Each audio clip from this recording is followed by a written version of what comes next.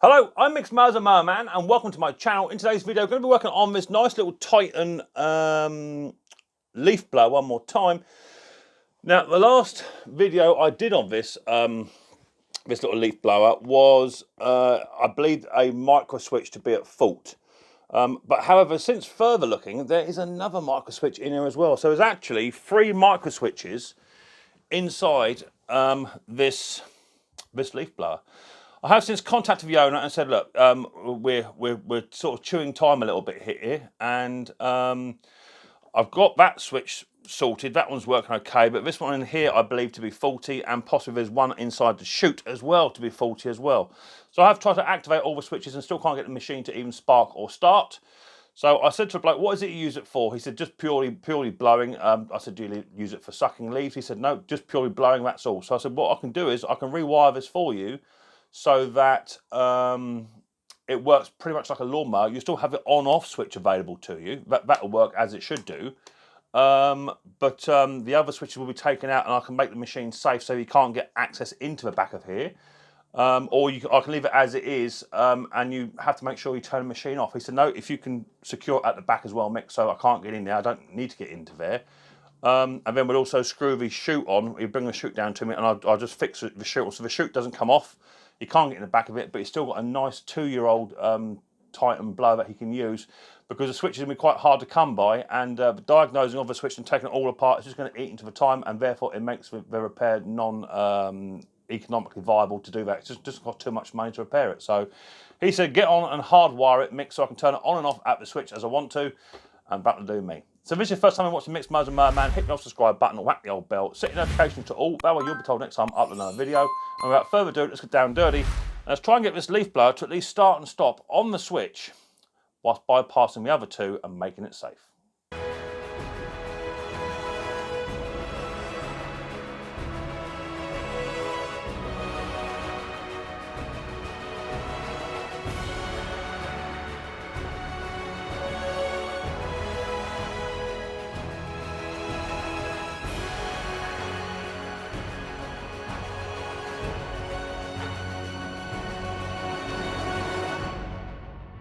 Okay, so the first thing we need to do, as I say, there is actually a switch up inside here. I found it earlier on, or yesterday. There's a switch down in there. You see, there's another switch there. So I don't actually know if the tube's got like a little magnet strip in there to activate that switch. Bloke's had a look for me. Can't see anything there. So I know I've got a problem on the back end of a switch. I have tried to activate this switch whilst pulling it over, and still no spark, no start. So that's still a thing. So what my intention is to do is to rig up the switch just solely on here, and hopefully it'll let me bypass the other 2. And then what we do is we'll put the chute on, and then we just put some self-tapping screws into there to stop any hands going up in. And then on the back side of the machine, all I'm going to do is I'm going to get a piece of plastic in there to cover over this, and I'll rivet that shut. Now I will speak to a gentleman again just to make sure he wants me to do that, because my only recommendation is that you can use the leaf vac. That's no problem. But you must turn the machine off before you can access this part. That's the only thing. And he seems to be quite happy with that. Obviously, it is a little bit of a concern to me. So I'm edging towards putting this on, but he's edging me towards not possibly. So I will just, when he picks the machine up, I will just double confirm to him he must turn the machine off. Common sense should prevail, but that will be done on his own risk. My intention is just to secure this off so he can't physically get in there. But obviously, I may just put 2 little self-tapping screws in there, maybe. That way, if he wants to get in there, he can just undo it at his leisure. And we'll go from there. But number one to me is concern is that the machine is safe. And I have spoke to a bloke, and he is happy to use it just as a leaf blower, not as a vacuum. So if I secure that one off, then that's done. If I put the pipe on, then that's done as well. And if it's all secured down, that'd be good to go. So first thing we need to do on this is to remove the 1, 2, 3 screws there, and then 1, 2, 3, 4 screws there. Get them taken off, and I'll come back to you. Okay, so now I've removed the front sort of covers off of it. That's all now gone. I've removed the coil wire. There it is. That's where it is there. That's where it used to live, up on top of there. That's now going to come off. All I've got to do now is just put a wire from the switch to the coil. So I could use the same coil wire effectively, just cut it off the back and bring that round. That'd be that sorted.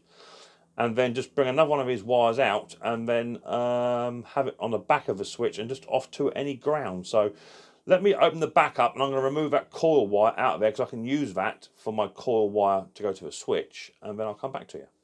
Okay, so I'm now just retrieving the wire out of the back of this machine. Here it comes. Pull that all the way through. Take that out. So that black wire, that's going to go. There's a little tiny grommet there to take out. We'll have that out. Let's get my hand in to retrieve that.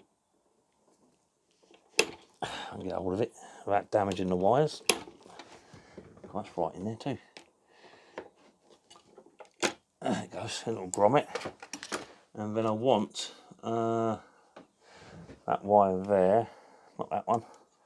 That's the one I want, which would be that one just there. There it is. Let's have these wires out. And there's my coil wire. Now if I can get all that out without any problems, that'll be my coil wire sorted. Without damaging it, Mick, there it is. A bit of damage there now, just want to pull that out. So okay, but it's not the end of the world. I don't need a lot. Let me just make all these safe. They're so badly joined as well, these things. I don't need a great deal of wire, just a little tiny bit, just enough to give me what I need. So that can be enough there, Mick. Yeah, that'll be enough. Yeah, okay. All right, let me sort the coil wire out first, and then we can go for a ground wire in 2 seconds. Okay, so got me a bit of wire. I had to patch up with a bit of sleeving. I did nick it a little tiny bit. I did need extra length. So what we can now do is put that coil wire onto there. We can then sit in a little tiny housing that's been made for it. There's a provision there for it. I can then bring that round the back here, up and over. You can get the HT leads right away in it. Up and over, tuck it into here. I can bring it down through, and I would like to tuck it, bring it out through that little tiny hole just in there. So let me make provision for that first. Pull that wire out, sink that one in. A little tiny, it's not a bit blunt, a flathead driver should do it. Just lets you want to sink it. There's a little tiny provision for it just to go into there.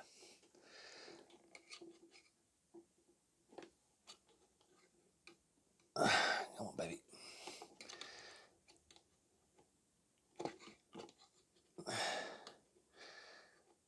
Get in there.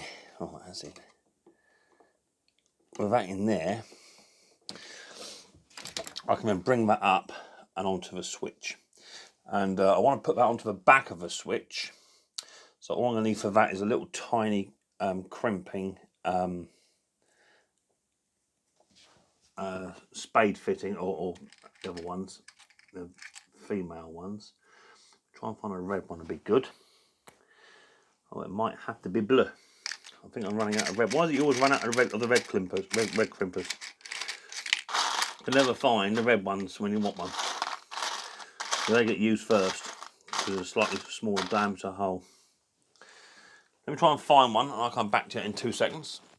Okay, so that's now the coil wire now in place. It goes onto the coil round, and I've just put some insulation on there as well. A bit of a shrink wrap on there just to tidy that up.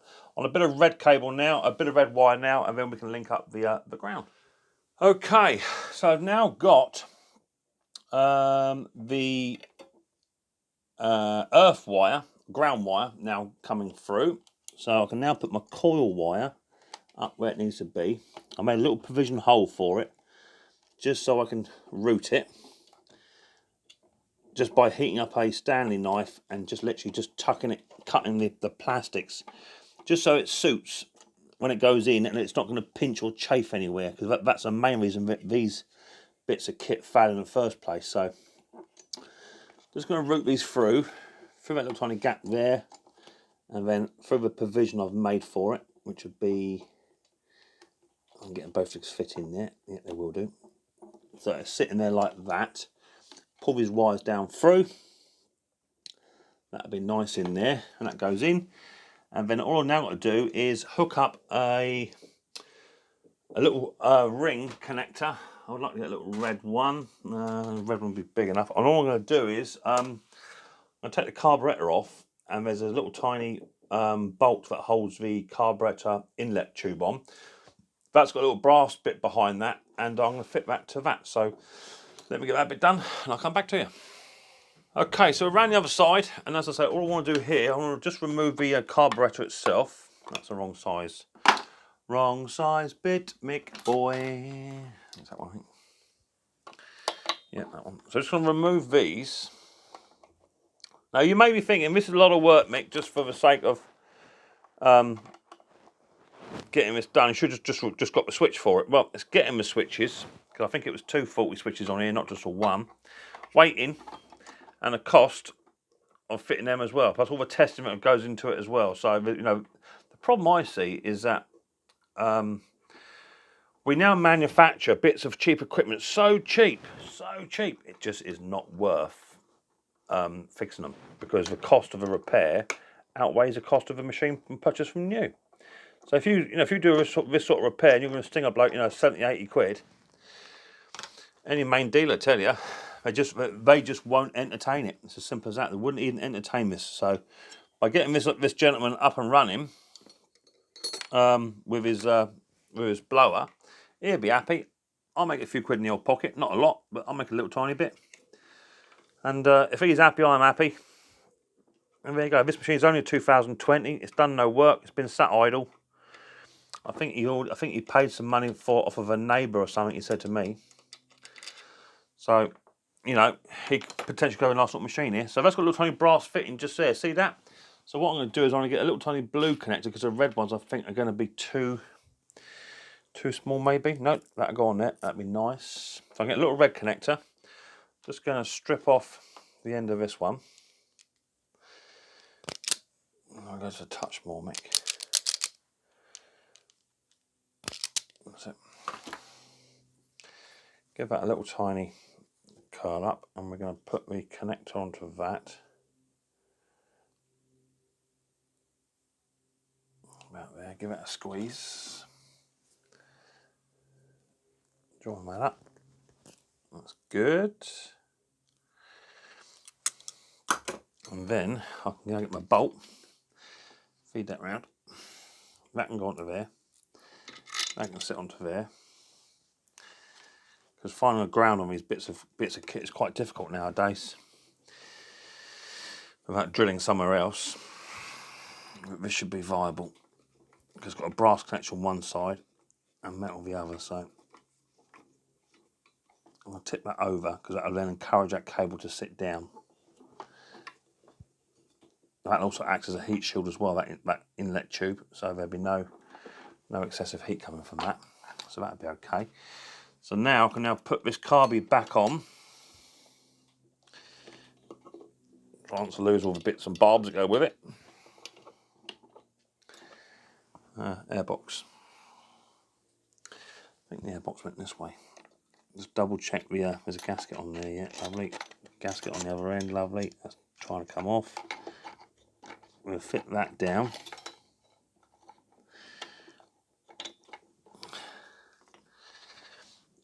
And then hopefully we'll have a working kill switch. Now if it works, then the machine will obviously start and it'll stop when you want it to, which would be a nice thing. It's not done any of that yet. Apart from actually remove a coil wire itself and bypass everything, which is something we have to do just to test the machines. But now, as you can see, we now have a nice coil wire going from the coil, going round, down through, up and over onto a switch, and then return it onto a ground wire back there. So all we're doing is relying on this little switch here to activate up the top. So when I want to start the machine, it'll start, and when I want to stop it, just turn it off. Need to get that far first, then we'll go from there. Let me now just tidy these cables up, make them so they're nice and tight. There's a bit one there wants tidying up too. That's got a bit of bare wire showing, so I want to make sure that there's no risk of any fires, nothing like that. So that's all been made safe. Once that's done, I can put the recoil back on, put the cover back onto it, and we should be pretty much golden then, and we can then go out and give it a bit of a run and see how we get on. But hopefully, just a quick little transfer like it's taken 20 minutes, we can get this gentleman a nice little leaf blower up and running. So let me put it back together and I'll come back to you. Right, so that's the Titan now all back together. On-off switch, I'm hoping it will work as long as I wire it up right. And if it does, then this machine should stop and start on the switch. It should run as normal. And as I say, just got to make safe the hatch and the pipe, and it should be good to go as a leaf blower. If the gentleman is insistent that he wants to use it as a vacuum as well, then he's just got to turn it off, and I will be making that abundantly clear. That if he does that, that'll be under his own risk and not mine. I will have told him so. What I could do is just put some little self-tappers in there and tell him, and then he'll have to take the self-tappers out to do it. Maybe that's a thing as well, so we'll see how we get on. Let's take it outside, give it a run, see how we get on. So have I now been able to save this little tiny leaf blower without putting brand new switches all over it, and all that time and effort? This has taken about 25 minutes, so hopefully we've got a winner. Right, let's have a look. Right, Pip, what are you up to? What are you doing? You come in here? No, in the way. Righto. Right, so let's now see what now happened. So what I want the machine to do is to stop and start on the switch. That's the idea. And then I can make safe and talk to the gentleman about the other parts with regards to putting my chute on. I think what it is, Ken was saying, it's no doubt somebody somewhere has taken my chute off and put their hand in there and had an issue. So if I put the tube on and then self-tapper it, put 4 self-tappers in, you can't get in unless you undo it. If you undo it, then that's up to you. And then this one here, I'm going to put a little tiny bit of plastic on here with 2 little tiny self-tappers or rivets, and so he'll have to remove those to do that, and I will stipulate you're going to have to turn that machine off. In all fairness, it's a standard blower with a safety switch on it. Common sense should tell you to do it that way, but it's what it is. So there we go. So choke it, prime it, turn it on, pull it. Take it off choke.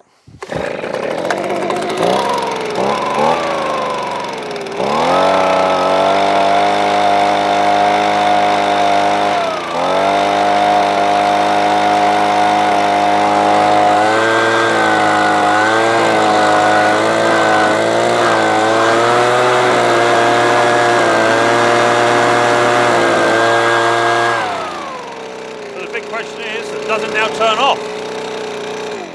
The answer is yes. That's brilliant. So we've now got a working leaf blower that you can turn on and off as you need to. As I say, as long as you use common sense to get in there, you can't just open that door anyway.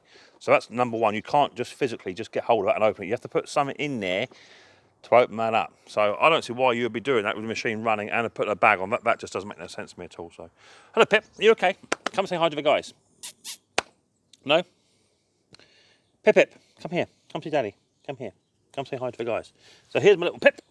Ooh, she's been in the shed all day. What do you think of that? Is that a good idea, Pip? I like it. Say hi to the guys. Say hi, guys.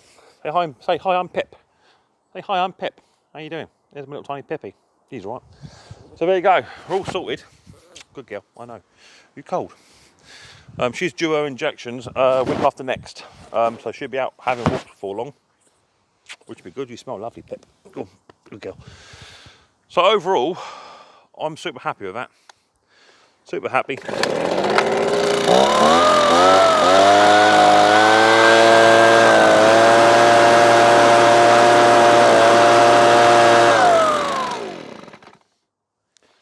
That'll do the job. So there you go. One Titan leaf blower, now all running. Yes, I have bypassed some of the safety switches. Is that a bad thing? In my opinion, no, because as I said to you, these machines are so cheap to buy now. And by the time you put labour on it, parts on it, all that sort of stuff, people just are not interested. So I said to the fella, are you shivering? Are you cold? I said to the fella, what do you want me to do? I can do the switches, no biting. I can do the switches and I can do this and do that and do all the testing and what have you. You know, it's soon going to outweigh the machine. So he said, well, what are my options? So I said, what I can do is I can bypass the main safety switches for the leaf vac if you're not going to use it for a blower, for a vacuum, and just have it on an on-off switch, just like his other one. So He said he was happy with that, so that's what I'd done. So if he's happy, I'm happy, and that's good. So there you go. One quick little video on how to bypass some of the safety switches to get your machine to work. If you've got a machine like this which is causing the same problems, these switches are relatively cheap, but take a little while to get if you can find them. Then you've got to take it all apart to fit them, and there are 3 on here. There's one on the top, one on the chute, and one inside on the vacuum thing as well. So there's 3 on here to check. And you could have multiple breaks in wires, because I have seen that as well on this Titans. I've got a video somewhere else of Titans where it's had multiple breaks on the wires, so you've got that to contend with as well. So hopefully now that machine will now go forward and last me a few years. It is a 2020 model, so that's good. It wasn't used last year. And here we're good to go. So yeah, happy. If you like this video, Micks Mowers and Mower Man, and my little tiny Pip, and hit the old subscribe button and whack the old bell, set notifications to all, that way you'll be told next time I upload another video. We look forward to the next episode of Micks Mowers very, very soon. But until then, guys, much more importantly, take it easy.